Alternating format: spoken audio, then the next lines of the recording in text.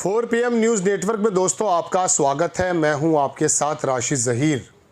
एक शायर का शेर है कि ये जो अंधेरों का बोलबाला है, ये जो अंधेरों का बोलबाला है, कोई सूरज निकलने वाला है। राहुल गांधी की आप कल सर्वे देख चुके, पूरा प्रोग्राम देख चुके। हरियाणा की महादेवपुरा के बाद, आनंद के बाद हरियाणा की जो चोरी उन्होंने खोली है, चुनाव आयोग इसका क्या जवाब देता उससे पहले ही रिजिजू साहब आ गए और भारतीय जनता पार्टी ने अपना बचाव करना शुरू कर दिया। चूँकि इन लोगों की चोरी या डकैती आरोप के अनुसार पकड़ी गई है, ये आप जानते हैं। उसके बारे में मैं पूरा सिलसिलेवार आपको कल बता चुका, लेकिन मैं आपसे कुछ और बताने के लिए हाजिर हुआ हूँ। 12 जून या 6 जून, मैं गालिबन थोड़ा तारीख में कंफ्यूज हूँ, 1974, अब से 50 साल पहले जेपी का आंदोलन इसी बिहार से शुरू हुआ था। और 14 नवंबर 2025 की डेट भी आप नोट कर लीजिए, जब बिहार का रिजल्ट आउट होने वाला है। हालांकि राहुल गांधी ने अपना अंदाज़ा पहले पेश कर दिया है, चुनाव आयोग थोड़ा सतर्क भी हो जाएगा। लेकिन अगर बिहार का चुनाव इसी तरह से लैंडस्लाइड विक्ट्री के माध्यम से जीता गया, जैसा कि महाराष्ट्र के अंदर 150 सीटों पे लड़े, 148-50 पे 130-32 सीटें आ गई। अगर बीजेपी ने इस प्रकार से रिजल्ट दिखाया, तो अब आप ये यकीन मानिएगा, ये 14 नवंबर की डेट अपने आप ही परिवर्तित हो जाएगी 6 जून 1974 की, जब जेपी ने वो आंदोलन उठाया था गफूर की सरकार के खिलाफ और दिल्ली की सरकार यानी कि इंदिरा गांधी की सरकार को उखाड़ फेंक दिया गया था। आप इसको मध्य प्रदेश ना माने, आप इसको महाराष्ट्र ना माने, आप इसको हरियाणा ना माने, ये बिहार की धरती है।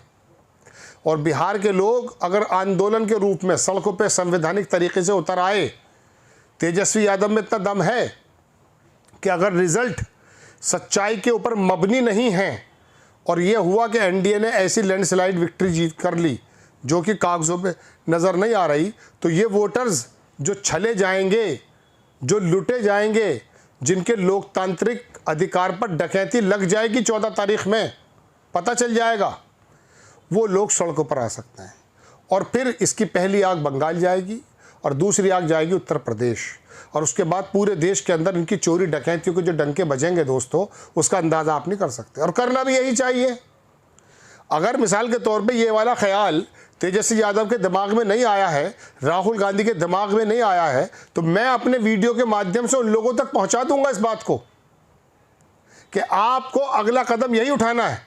चूंकि during the press conference of the Rahul Gandhi he didn't show any type of the way कि वो किस प्रकार से जो है आगे बढ़ेंगे।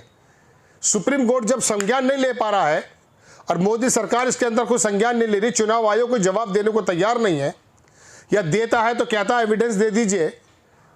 वो जो मसी नाम का चंडीगढ़ में चोर पकड़ा गया था, जैसे संज्ञान उस समय लिया था सुप्रीम कोर्ट ने, इस अपोजिशन का लीडर, प्रधानमंत्री के बाद सबसे बड़ा नेता अगर कोई है तो अपोजिशन का लीडर है, वो खुलेआम आपके ऊपर आरोप लगा रहा है और कह ये रहा है कि आर्टिफिशियल इंटेलिजेंस के ज़माने में आप एक क्लिक मारेंगे और पता चल जाएगा कितने डुप्लीकेट वोटर्स हैं।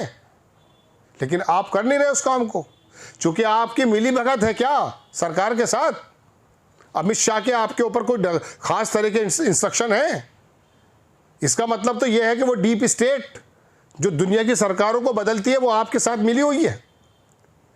अमेरिका की डीप स्टेट के बारे में मैंने आपको 6 महीने पहले के एपिसोड बना के बताया था कि क्या आप ये सोचते हैं कि अपनी वोटों से आप लोग सरकारों को चुनते हैं? नहीं, you are not authorised to cast the vote. You have to vote by the pressure of the that propaganda which made by the I can say deep state and RSS और बीजेपी ऑल्सो। बात यह है दोस्तों कि ये लोग propaganda create करेंगे, उसके अंदर आप ट्रैप हो जाएंगे और आप वोट दे देंगे। और उसके बाद फिर इनके घुमंतु वोटर्स, कोई ब्राजील से आ रहा है, कोई उत्तर प्रदेश से जा रहा है, एक आदमी 22 वोट डाले जा रहा है। भाई, हमारे 4 PM ने भी पहले बताया, कल मैं डिबेट में था, उसमें भी दिखाया हमने कि उनने 3 निशान उंगलियों पर दिखाया अपने और बोला 22 वोट डाल चुका हूँ। कैसे संभव है? जब हमारे पत्रकार ने पूछा तो उसने क्या कहा? उसने कहा मोदी जी है, सब कुछ संभव है, मोदी सरकार है। ये 3 निशान क्यों हैं? ये वीआईपी, हाँ, ये आर्य कॉलेज, हाँ, ये कच्चा काम। मतलब आपने 3 वोट डाले हैं? हाँ, 22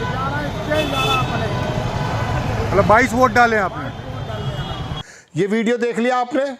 ये 22 वोट एक ब्राज़ील की लड़की डाल करके गई है 10 बूथ पर।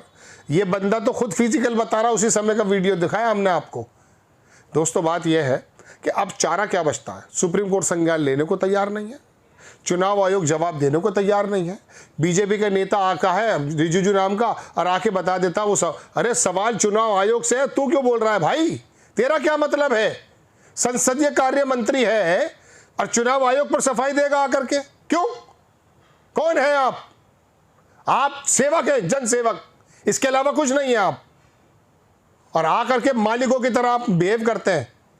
अब बात यह है, जो असल मालिक है क्या वो सड़क पर आएगा जेपी के आंदोलन की तरह से? आपको आना ही पड़ेगा, वरना आप मेहनतें करते रहिए और हम दिमाग की पच्ची करते रहे।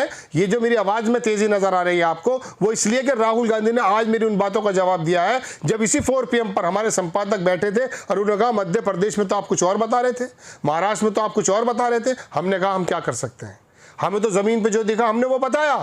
तो आज राहुल गांधी ने हमारी बातों का जवाब दिया है कि हम जो सोच रहे थे, मैं अकेला नहीं सोच रहा था, मुझ जैसे बहुत सारे पत्रकार सोच रहे थे कि ज़मीन पे कुछ और नज़र आ रहा है और निकल कुछ और रहा है।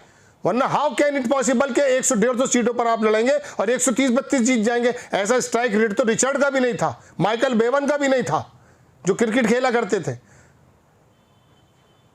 कमाल कर दिया साहब। मेरे कहने का मतलब दोस्तों यह है कि अब रास्ता क्या बनता है। ये नहीं है कि चुनाव पे आकर के आप हमारा बेवकूफ़ बनाएं, हम भी खबरें बनाएं, अपने दर्शकों को बताएं, रिजल्ट कुछ और निकल कर आए।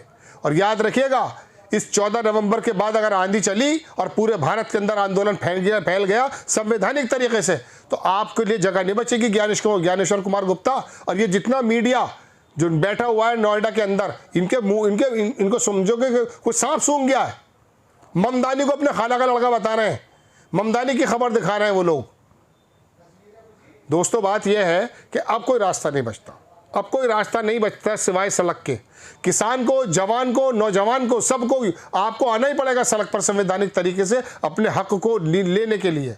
वरना जो लोकतंत्र ने आपको अधिकार दिया है, उस अधिकार पर डकैती मार रहे हैं ये लोग जो सिस्टम के साथ बैठे हैं। अब पता चला है कि हरियाणा का चीफ मिनिस्टर जो कह रहा था कि साहब सारी व्यवस्थाएं हो चुकी हैं, सारी व्यवस्थाएं ये हो चुकी हैं आपकी जो राहुल गांधी खोल रहे हैं। मधेपुरा में आप जवाब, एक विधानसभा सीट का आप जवाब नहीं दे पा रहे, एक आप आनंद का जवाब नहीं दे पा रहे। कितनी देर लगती है आपको? आज AI का वाकई ज़माना इस तरह से है कि आप मिनटों सेकंडों में डुप्लीकेट वोटर्स और जिनके एड्रेसेस नहीं है, उसने तो पूरी बात खोल दी। अब राहुल गांधी की अकेले की जिम्मेदारी नहीं है, उसके कार्यकर्ताओं की अकेले की जिम्मेदारी नहीं है, लेकिन आप में से एक वर्ग दरअसल बातचीत वो करता है जो टीवी पर दिखाया जाता है। अब टीवी इनके कब्जों में है, लेकिन सोशल मीडिया पे तो आपके हाथ में है ये बात। अब ये बिहार की धरती दोस्तों याद रखिएगा, 14 नवंबर के बाद इसका आंदोलन, मैं तो कहूँगा कि अगर गठबंधन जीत भी जाता है मुश्किल से, उसके बावजूद भी सड़क पे आना चाहिए। हरियाणा को लेकर सड़क पे आना चाहिए, बिहार से इसकी शुरुआत होनी चाहिए। बिहार के लोगों के अंदर इतना दमखम है, वो अपने वोट के अधिकार के लोगों को जानते हैं कि क्या है, उनको वो आएंगे और उनको आना चाहिए। जय हिंद।